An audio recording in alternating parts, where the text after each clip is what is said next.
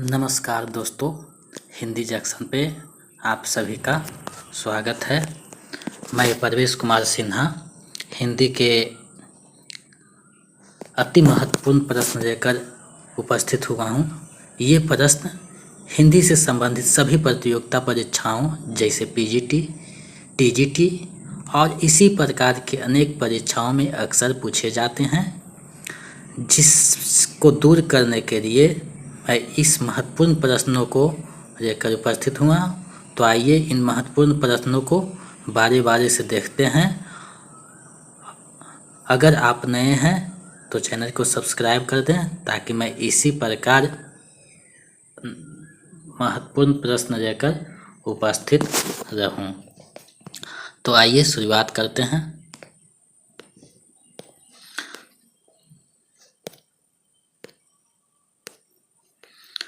पहला प्रश्न है,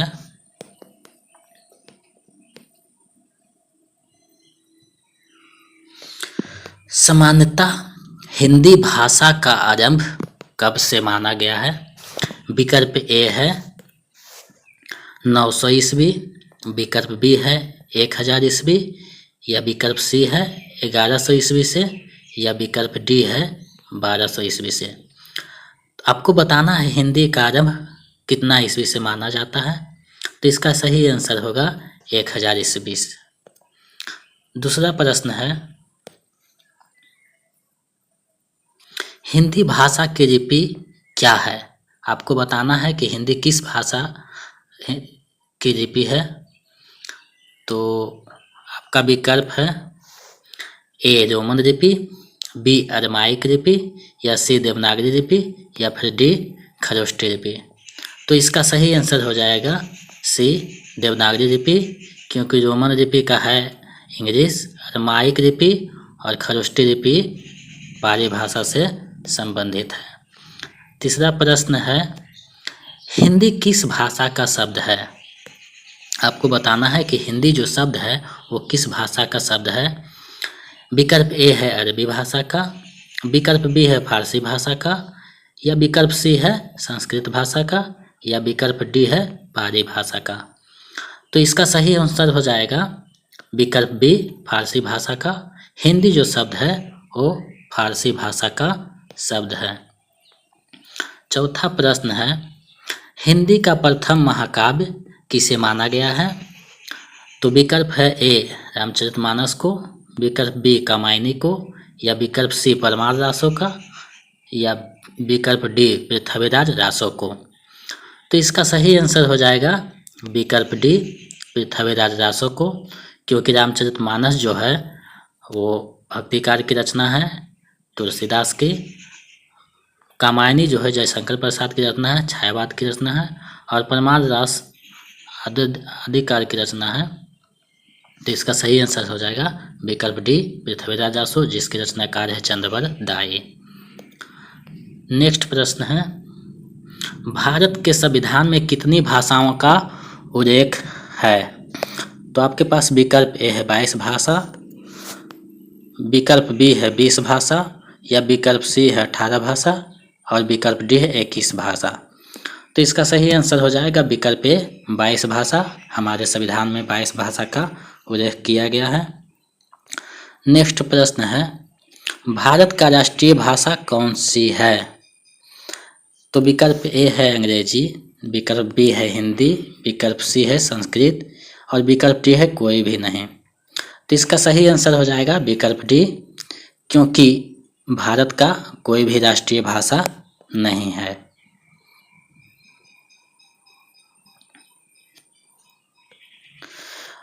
नेक्स्ट प्रश्न है, भारतीय संविधान में हिंदी को किस भाषा का दर्जा प्राप्त है? तो आपके पास विकल्प ए है राजभाषा, विकल्प बी है राष्ट्रभाषा, और विकल्प सी है क्षेत्रीय भाषा का, और विकल्प डी है उपयुक्त सभी।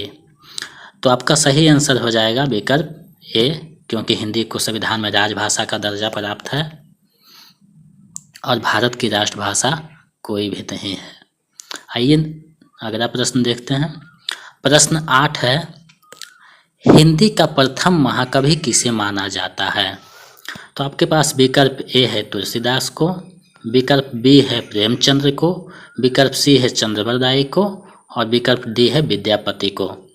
तो इसका सही आंसर हो जाएगा विकल्प सी चंद्रवरदाई को, क्योंकि चंद्रवरदाई जो थे आदिकालीन कवि थे और इसे ही हिंदी का प्रथम महाकवि माना जाता है।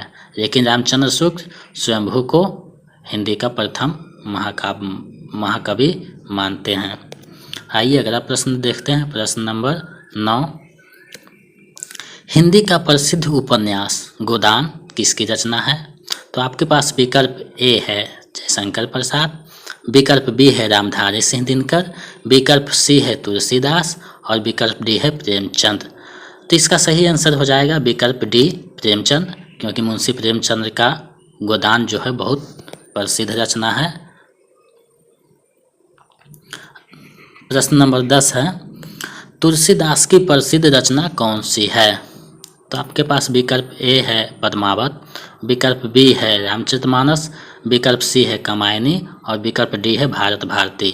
तो इसका सही आंसर हो जाएगा विकल्प बी रामचरितमानस।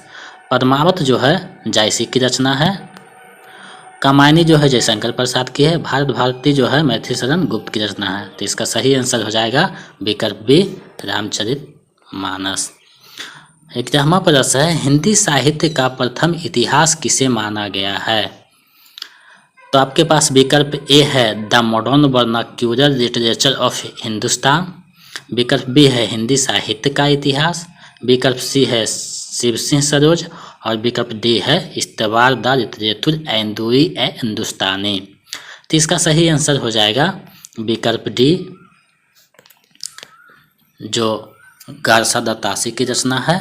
इसे ये हिंदी का प्रथम साहित्य है, इतिहास का प्रथम साहित्य है जो फ्रेंच भाषा में लिखा गया था गारसा दत्तासी के द्वारा। आइए अगले प्रश्न देखते हैं। 12वां प्रश्न है, हिंदी का प्रथम समाचार पत्र कौन सा है? तो आपके पास विकल्प ए है बंगदर्शन, विकल्प बी है भारत मित्र और विकल्प सी है उत्तंड मार्तन, विकल्प डी है समाचार सुधा वर्षन। तो इसका सही आंसर हो जाएगा विकल्प सी उदंत मार्तन, जो 1926 में प्रकाशित हुआ था, जिसे हिंदी का प्रथम समाचार पत्र होने का दर्जा प्राप्त है। 13वां प्रश्न है, हिंदी साहित्य का प्रथम इतिहास किस भाषा में लिखा गया था? अभी पहले बता चुके हैं हिंदी साहित्य का प्रथम इतिहास, तो इसका सही आंसर हो जाएगा फ्रेंच भाषा में, जो गारसा दत्तासी के द्वारा लिखा गया था। अगला प्रश्न देखते हैं। 14 प्रश्न है, सामान्यतः हिंदी साहित्य को कितने कालखंडों में बांटा गया है? विकल्प ए है 3 खंड, विकल्प बी है 4 खंडों में, विकल्प सी है 5 खंडों में और विकल्प डी है 2 खंडों में। तो इसका सही आंसर हो जाएगा विकल्प बी 4 खंडों में। 15वां प्रश्न है, आधुनिक हिंदी के जनक किसे माना जाता है? आपके पास विकल्प है ए रामचंद्र शुक्ल को, बी है हजारी प्रसाद द्विवेदी को, सी है महावीर प्रसाद द्विवेदी को और डी है भारतेंदु हरिश्चंद्र को। आपको बताना है हिंदी साहित्य के आधुनिक हिंदी के जनक किसे कहा जाता है। तो विकल्प डी इसका सही आंसर होगा भारतेंदु हरिश्चंद्र जी, जो आधुनिक हिंदी के जनक माने जाते हैं। नेक्स्ट प्रश्न है, सूरदास के प्रसिद्ध रचना कौन सा है? विकल्प ए है पद्मावत, विकल्प बी है रामचरितमानस, विकल्प सी है सूरसागर और विकल्प डी है बीजक। तो इसका सही आंसर हो जाएगा विकल्प सी सूरसागर। पद्मावत जो है जायसी की रचना है, रामचरितमानस तुलसीदास की रचना है और सूरसागर जो है सूरदास की है और बीजक जो है कबीरदास की वाणियों का संग्रह है। तो इसका सही आंसर हो जाएगा विकल्प सी। आगे बढ़ते हैं।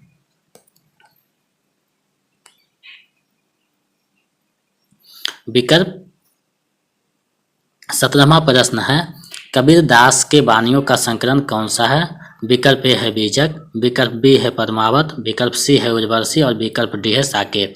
तो इसका सही आंसर हो जाएगा विकल्प ए बीजक। पद्मावत जायसी की रचना है, उर्वशी रामधारी सिंह दिनकर की रचना और साकेत मैथिली शरण गुप्त की रचना है। तो इसका सही आंसर हो जाएगा विकल्प ए बीजक, जो कबीरदास के वाणियों का संग्रह है। 18वां प्रश्न है पद्मावत किसका प्रसिद्ध कृति है? तो विकल्प ए है कबीरदास, विकल्प बी है मोहम्मद जायसी, विकल्प सी है तुलसीदास और विकल्प डी है सूरदास। तो इसका सही आंसर हो जाए मलिक मोहम्मद जायसी जी हैं, जो पद्मावत को लिखे हैं, इसी से जायसी को ख्याति मिली है। तो विकल्प बी सही हो जाएगा। 19वां प्रश्न है हिंदी का स्वर्णकार किसे कहा गया है? विकल्प ए है आदिकार, विकल्प बी है भक्तिकार, विकल्प सी है रीतिकार और विकल्प डी है आधुनिककार। तो इसका सही आंसर हो जाएगा विकल्प बी भक्तिकार। भक्तिकार को जॉर्ज ग्रियर्सन ने स्वर्णकार कहा है। तो इसका सही आंसर हो जाएगा विकल्प बी। आगे बढ़ते हैं। 20वां प्रश्न है कामायनी किस रचनाकार की रचना है?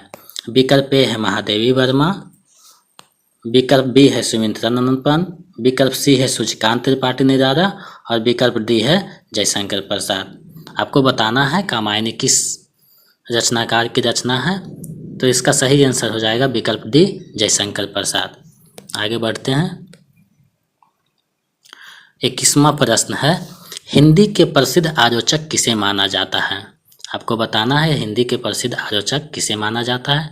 विकल्प ए है हजारी प्रसाद द्विवेदी, विकल्प बी है राम कुमार वर्मा, विकल्प सी है रामचंद्र शुक्ल और विकल्प डी है गणपति चंद्र गुप्त। तो इसका सही आंसर होगा रामचंद्र शुक्ल, जिसे हिंदी का प्रसिद्ध आलोचक माना जाता है।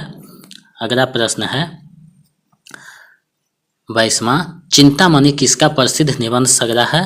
विकल्प ए है रामचंद्र शुक्ल का, विकल्प बी है हजारी प्रसाद द्विवेदी का, विकल्प सी है राम कुमार वर्मा का और विकल्प डी है गणपति चंद्र गुप्त का। तो सही आंसर हो जाएगा विकल्प ए रामचंद्र शुक्ल। चिंतामणि जो है रामचंद्र शुक्ल की प्रसिद्ध रचना है। इसका 3 खंड है, चिंतामणि भाग 1, चिंतामणि भाग 2, अभी चिंतामणि भाग 3। तो इसका सही आंसर हो जाएगा विकल्प ए। 23वां प्रश्न है प्रथम आंचलिक उपन्यास किसे माना जाता है? विकल्प ए है गोदान को, विकल्प बी है तितली को, विकल्प सी है आधा गांव को और विकल्प डी है मैरा आचर को। तो प्रथम आंचलिक उपन्यास मैरा आचर को माना जाता है। विकल्प डी इसका सही आंसर होगा। आगे बढ़ते हैं। पुष्प की अभिलाषा किसका प्रसिद्ध कविता है? पुष्प की अभिलाषा जो है बहुत प्रसिद्ध कविता है। ये किसकी है? विकल्प ए मैथिलीशरण माखनलाल चतुर्वेदी, विकल्प बी मैथिलीशरण गुप्त, विकल्प सी रामधारी सिंह दिनकर और विकल्प डी सुभद्रा कुमारी चौहान। तो इसका सही आंसर हो जाएगा माखनलाल चतुर्वेदी। 25वां और अंतिम प्रश्न है कर्म का मजदूर किसे कहा जाता है?